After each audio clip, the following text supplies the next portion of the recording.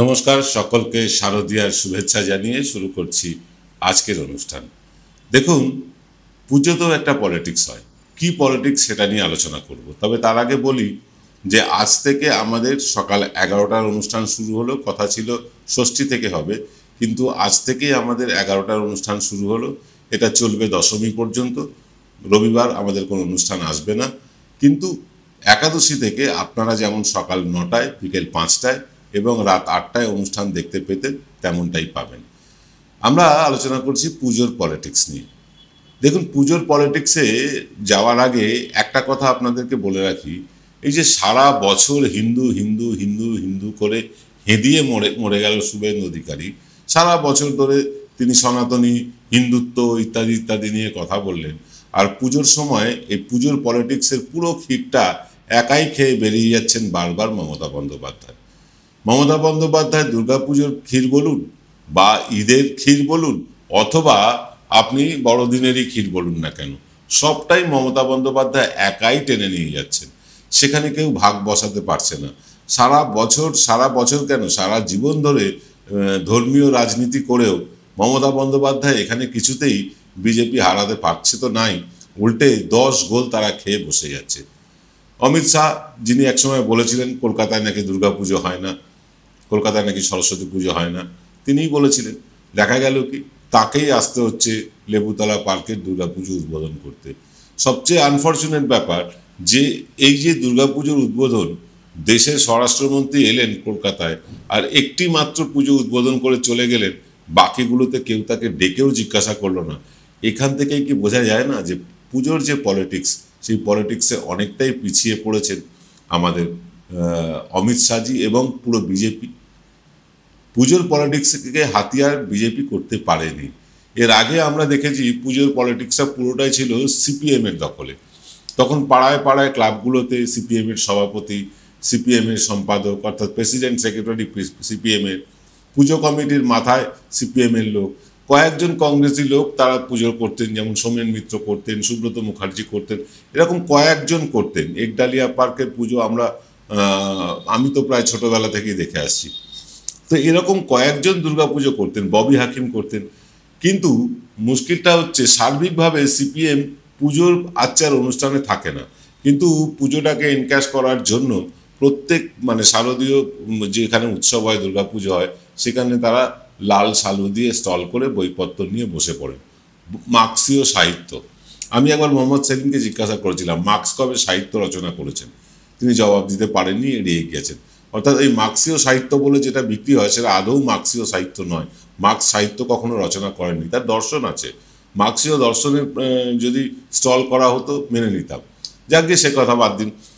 বামপন্থীরা এই পুজোটাকে অর্থনৈতিকভাবে এনক্যাশ করতো, বই বিক্রি করে, বিভিন্ন বন্যা ফন্যা হলে চাঁদা তুলে তা করতো।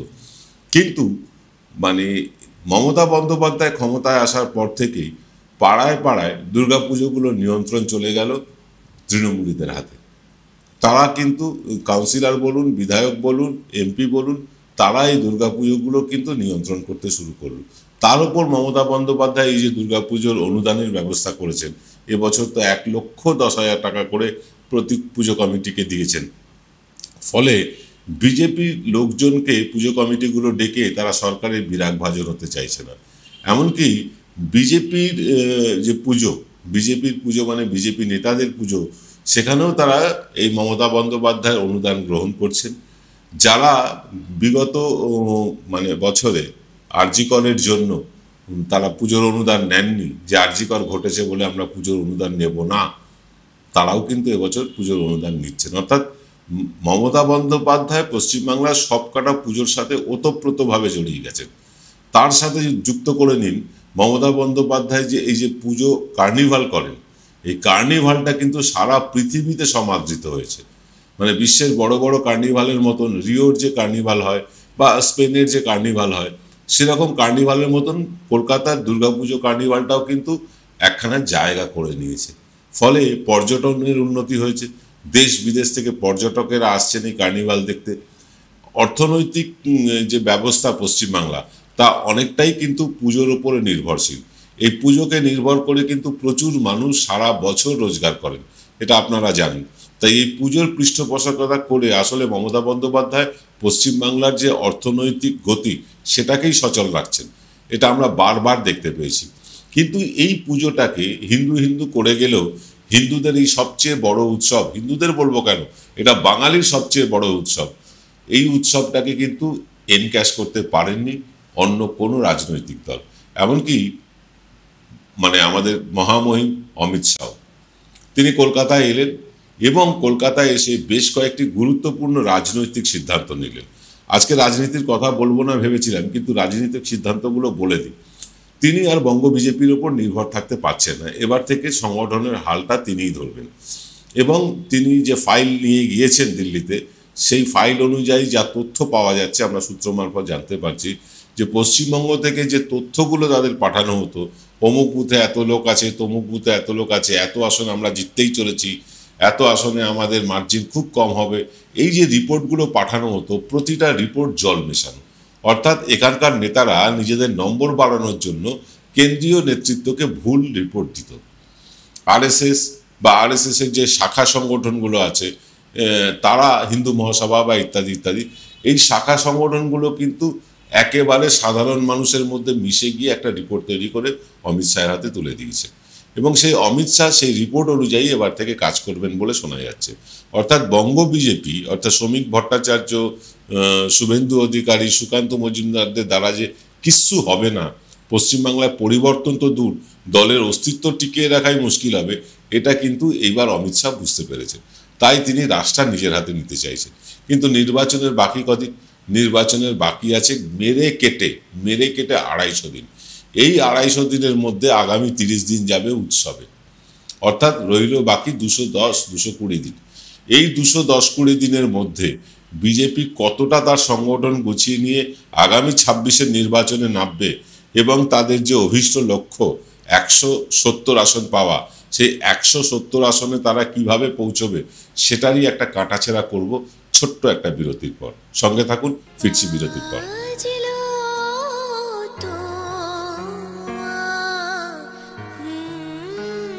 মা আসছেন নতুন আশার আলো নিয়ে। আপনার স্বপ্নের ঠিকানা খুঁজে নিন এবারের পুজোতেই। Ashoka Group, redefining realty. Phone করুন 9163502850। Welcome to the world of civil business. A Bengali business personality and the most successful business group, Roy Construction Group of companies, now coming Sarib, West Bengal. Mr. Anup Roy, the managing director of the Roy Construction Group company, ready to serve his native land, the mother Bengal.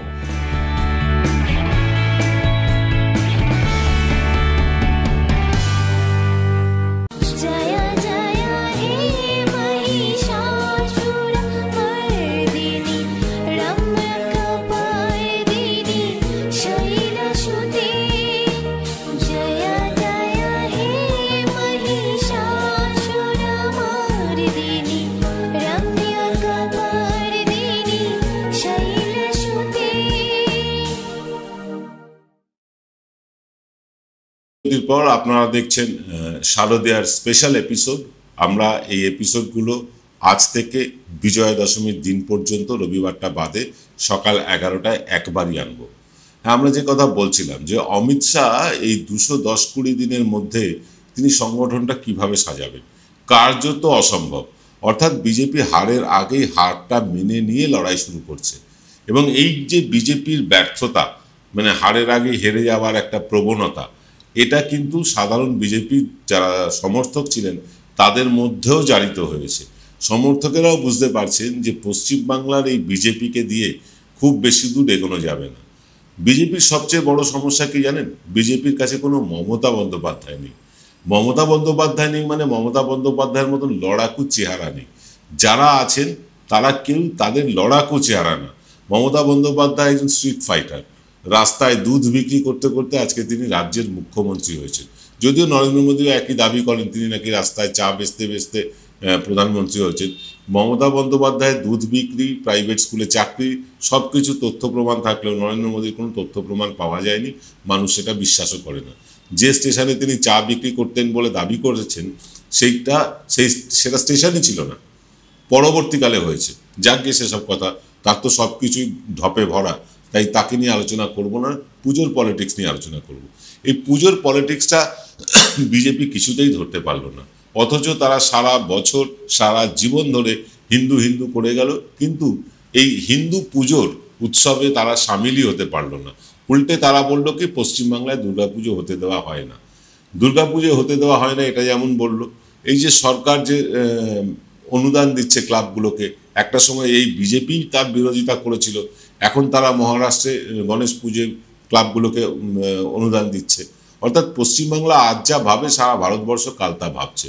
Kanyashree বলুন বা বিভিন্ন প্রকল্প, স্বাস্থ্যসাথী বলুন, সব কিছুতেই কিন্তু পশ্চিমবাংলা প্রতিকৃত, পশ্চিমবাংলা পথ দেখিয়েছে, তারপর বাকিরা এগোচ্ছে। এই যে লক্ষ্মীর ভাণ্ডার নিয়ে এত চেঁচামেচি হলো, ভিক্ষার ভাণ্ডার মার্জনা করবে বা ইত্যাদি ইত্যাদি বলা হলো, পরবর্তীকালে দেখা গেল কি এই বিজেপি শাসিত রাজ্যগুলো এই লক্ষ্মীর ভাণ্ডারের মতন তারা কেউ লাডলি বেহেনা বা ইত্যাদি ইত্যাদি নাম দিয়ে প্রকল্প চালু করলো। তো এইটা হচ্ছে পশ্চিমবঙ্গ পথ দেখায়। মমতা বন্দ্যোপাধ্যায় পথ দেখিয়েছেন পুজোর পলিটিক্সকে কিভাবে ব্যবহার করতে হয়, এবং মমতা বন্দ্যোপাধ্যায় পুজোর পলিটিক্সটাকে ব্যবহার করার পেছনে একটা গ্রাউন্ডও আছে। সেই গ্রাউন্ডটা হচ্ছে যে মমতা বন্দ্যোপাধ্যায় নিজে বাড়িতে কালী পুজো করেন, এবং দুর্গাপুজোয় তিনি যখন বিরোধী নেত্রী ছিলেন তখনও দুর্গাপুজোয় অংশগ্রহণ করতেন। ফলে এই যে বাঙালির সাথে মানে দুর্গার যে একটা সম্পর্ক, সেই সম্পর্কটা মমতা বন্দ্যোপাধ্যায় খুব ভালো ধরেছেন। দেখুন, আমরা দুর্গা ঠাকুরকে, আমরা বাঙালিরা দুর্গা ঠাকুরকে বলি উমা, অর্থাৎ এই আমাদের ঘরের মেয়ে এই পুজোর সময় তার বাপের বাড়িতে আসেন, আমাদের বাড়িতে আসেন। এটা হচ্ছে আমরা এইভাবে দুর্গাকে দেখি। মানে উত্তর ভারতে বা গৌবালায় দুর্গা ঠাকুরকে যেভাবে দেখা হয়, পশ্চিমবাংলায় কিন্তু দুর্গা ঠাকুরকে সেভাবে দেখা হয় না। এখানে দুর্গা ঠাকুর আমাদের মেয়ে, আমরা মেয়েদেরও মা বলে ডাকি, তাই আমাদের কাছে এই দুর্গা মা আমাদের মেয়ে। আর মমতা বন্দ্যোপাধ্যায়ও নিজেকে বাংলার মেয়ে বলে প্রতিষ্ঠিত করেছেন। বিগত নির্বাচনে দেখেছিলেন তাদের ক্যাচলাইন ছিল বাংলা নিজের মেয়েকেই চায়, এবং মানুষ তাদের দলে দলে ভোট দিয়েছিল, এবং ভোট দিয়ে একটা বিপুল সংখ্যা 215 সংখ্যা মানে বিপুল সংখ্যায় তাদেরকে আসন জিতিয়েছিল। বিজেপি 200 পাবে বলেও 77-এ আটকে গেছিল। তো মমতা বন্দ্যোপাধ্যায় নিজেকে বাংলার মেয়ে বলে প্রতিষ্ঠিত করতে পেরেছেন, বাঙালির মেয়ে বলে প্রতিষ্ঠিত করতে পেরেছেন। আর বিজেপি পড়ে আছে এখনো সেই গৌবলীয় রাজনীতিতে, সেই রামের নামে, সেই গরুর নামে, সেই মাতাদির নামে, এসবের নামে ভোট পশ্চিমবাংলার মানুষ দেয় না। হ্যাঁ, কিছু মানুষ দিয়েছিলেন ভোট, কেন দিয়েছিলেন? সেটা হচ্ছে তাদের মমতা বন্দ্যোপাধ্যায়ের উপর রাগ। অর্থাৎ যে বামপন্থীরা ভেবেছিলেন যে মমতা বন্দ্যোপাধ্যায়কে তারা সরাতে পারবেন না, তাই বিজেপিকে প্রথমে আনবেন, তারপরে বিজেপিকে সরিয়ে দেবেন। ওই আগে রাম পরে বাম তত্ত্ব। এবং তারাও বিশ্বাস করতে শুরু করেছেন আগে রাম কেন, রাম কোনোদিনই আসবে না পশ্চিমবাংলায়। পশ্চিমবাংলার মানুষের যা ক্যারেক্টার, পশ্চিমবাংলার মানুষের যা চরিত্র, তাদের যা চিন্তাভাবনা, তার সাথে বিজেপির চিন্তাভাবনা মেলে না। তারা মনসা পুজোর কি জানেন না, ইতু পুজো কি জানেন না, নীল পুজো কেন হয় জানেন না, এইসবগুলো তারা জানেন না। তারা জানেন কি রামনবমীতে শস্ত্র মিছিল করতে। আমরা জীবনেও দেখিনি মানে রামের জন্য বা রামনবমীতে অস্ত্র নিয়ে মিছিল আমরা বাংলায় কখনো দেখিনি। এই বিজেপি পশ্চিমবাংলায় মাথা তুলে দাঁড়ানোর পর এসব আমরা দেখতে পাচ্ছি। আমরা কখনো দেখিনি মাথায় গেরুয়া ফেট্টি বেঁধে, কপালে গেরুয়া তিলক পরে, মোটর সাইকেলে গেরুয়া পতাকা লাগিয়ে, জয় শ্রীরাম লেখা স্টিকার লাগিয়ে বাইক নিয়ে দাপাদাপিটা আমরা জীবনে দেখিনি। এইটা পশ্চিমবাংলার রুচি না, পশ্চিমবাংলার সংস্কৃতি না, পশ্চিমবাংলার কালচার না। এই কালচারকে জোর করে কিন্তু একটা চাপিয়ে দেওয়ার চেষ্টা হচ্ছে, একটা হিন্দিকে চাপিয়ে দেওয়ার চেষ্টা হচ্ছে। হিন্দি, হিন্দু, হিন্দুস্তানের যারা প্রবক্তা তারা চাইছে পশ্চিমবাংলাটাও গো বলয়ের মধ্যে পড়ুক, কিন্তু পশ্চিমবাংলার শিক্ষিত মানুষ সেই ফাঁদে এখনো পা দেননি। আপনি বলবেন তাহলে বিজেপি এত ভোট পায় কি করে? হ্যাঁ, বিজেপি যে ভোটটা পায় তার 22.5% ভোটই হচ্ছে বামপন্থীদের ভোট, যারা মনে করেন যে মমতা বন্দ্যোপাধ্যায় থাকলে জীবনেও বামপন্থা ফিরবে না। তাই তারা রামকে আনতে চেয়ে তৃণমূলের বিরোধিতা করে নিজেদের পায়ে নিজেরা কুড়ুল মেরে বিধানসভা লোকসভায় শূন্য হয়ে বসে আছেন। কিন্তু এই চেতনাটা বামেদের মধ্যে এখন জেগেছে। আমরা সমীক্ষা করছি, আমরা পুরো রাজ্য ঘুরছি। আমাদের এই পুজোর পর আমাদের কিন্তু সমীক্ষা পুরো দামে চালু হয়ে যাবে। আমরা দেখতে পাচ্ছি যে বামেরা একসময় বিজেপিকে আনতে চেয়ে ওই হুইসপার ক্যাম্পেনিং করেছিলেন না, ফিস ফিস করে বলে দিয়েছিলেন এবার বিজেপিকে ভোটটা দাও, বিজেপি আসুক, তারপর বিজেপিকে আমরা সরিয়ে দেবো। ত্রিপুরায় পারেননি, এরকম কোথাও তারা পারেননি। ত্রিপুরায় পারেননি, কেরালা তাদের হাত থেকে যেতে বসেছে, পশ্চিমবাংলা তাদের হাত থেকে চলে গেছে। তাই আগে রাম পরে বাম তত্ত্বটা কিন্তু পশ্চিমবাংলায় মানুষ, কিন্তু যারা বামপন্থী মানুষ তারাও আর বিশ্বাস করছেন না। তারা মনে করছেন প্রকৃত বামপন্থাই কিন্তু মমতা বন্দ্যোপাধ্যায়কে সরাতে পারবে। অর্থাৎ বহু বামেদের ভোট যেটা বিজেপিতে গিয়েছিল 22.5% ভোট, সেই ভোটের বেশ কিছু অংশ কিন্তু এবার বামেতে ফিরবে এবং বামেরা এবার খাতাও খুলবে বিধানসভায়। ফলে বামেদের মধ্যে একটা আস্থা তৈরি হয়েছে, বামেদের মধ্যে একটা বিশ্বাস তৈরি হয়েছে যে বিজেপি না পারলে বামপন্থীরাই পারবে। ধীরে ধীরেই সই, কিন্তু বামপন্থীরা ধীরে ধীরেই এগোনোর পদ্ধতিতে এগোচ্ছেন ধীরে ধীরে। এবার আসি আরেকবার পুজোর পলিটিক্সে। পুজোর পলিটিক্সটা বিজেপি কিন্তু ধরতে পারবেও না। কারণ আপনাদেরকে বললাম, পশ্চিমবাংলার মুখ্যমন্ত্রী মমতা বন্দ্যোপাধ্যায় নিজেকে যেভাবে এস্টাবলিশ করেছেন বাংলার মানুষের কাছে, তিনি বাংলার মেয়ে, উমাও আমাদের ঘরের মেয়ে, এই দুই মেয়ের মেলবন্ধনে পশ্চিমবাংলার বাঙালিরা কিন্তু এই উৎসব যার যার ধর্ম, যার যার উৎসব সবার, এটা মমতা বন্দ্যোপাধ্যায় বলেছিলেন। অর্থাৎ এটাকে যে উৎসব, এটা যে শুধু ধর্মীয় ব্যাপার না, এটা কিন্তু তিনি এস্টাবলিশ করে দিয়েছিলেন। এবং ফলে যে বহু অহিন্দু মানুষ এই পুজোয় অংশগ্রহণ করতেন, কিন্তু খানিকটা রেখে ঢেকে। এখন কিন্তু প্রকাশ্যে তারা আসেন, পুজো কমিটিগুলোতে তারা আছেন, বহু পুজো কমিটিতে কিন্তু মুসলিম সদস্যও ঢুকে পড়েছেন। এবং এইটাই তো পশ্চিম বাংলা, এটাই তো বাংলা। এখানে ফিরহাদ হাকিম দীর্ঘদিন ধরে দুর্গাপুজো করেন, এটাই পশ্চিম বাংলা। এই পশ্চিম বাংলাটাকে যারা বদল করে দিতে চায়, মানুষ তাদেরই বদলে দেবে। কারণ এটা আমরা দেখতে পাচ্ছি, আমরা আপনাদের আগেও বলেছি, আবার বলছি, এই আজকের দিনের যা পরিস্থিতি, এই পঞ্চমী সকালবেলার কথা বলছি, আজ যা পরিস্থিতি, আপনারা বিশ্বাস করবেন না, কোনোভাবেই বিজেপিকে 52-র ওপরে 53টা আসন আমরা দেখতে পাচ্ছি না কিছুতে। বিজেপি বলছে আমরা 170টা পাবো। কোথা থেকে পাবে? বুথে বুথে সংগঠন নেই। এখান থেকে যে রিপোর্ট দেওয়া হয়েছিল অমিত শাহের, সেই রিপোর্ট জল মেশানো, একদম ডাহা জল মেশানো মিথ্যে রিপোর্ট পাঠানো হয়েছিল। অমিত শাহ নিজেই এবার হাল ধরতে চাইছেন, কিন্তু হাতে সময় বড় কম। এই 210-20 দিনের মধ্যে অমিত শাহ হাল ধরতে চাইলেও সেটা বেহাল হয়ে যাবে। এমনিতেই সরকারের অবস্থা বেহাল, রাজ্যে রাজ্যে কিন্তু আগুন জ্বলতে শুরু করেছে, ভোট চুরি নিয়ে মানুষের অনাস্থা দেখা যাচ্ছে বিভিন্ন জায়গায়। ফলে কেন্দ্রীয় সরকার এমনিই ব্যতিব্যস্ত আছে বিভিন্ন ইস্যু নিয়ে। তারা পশ্চিমবঙ্গের জন্য আলাদা করে নজর দেবেন বা আলাদা করে স্পেশাল কিছু করবেন, এই আশা করাটা ভুল। কারণ তারা জানেন পশ্চিমবাংলা তাদের কাছে শক্ত ঠাঁই, এখানে মানুষ বিজেপিকে আনবে না।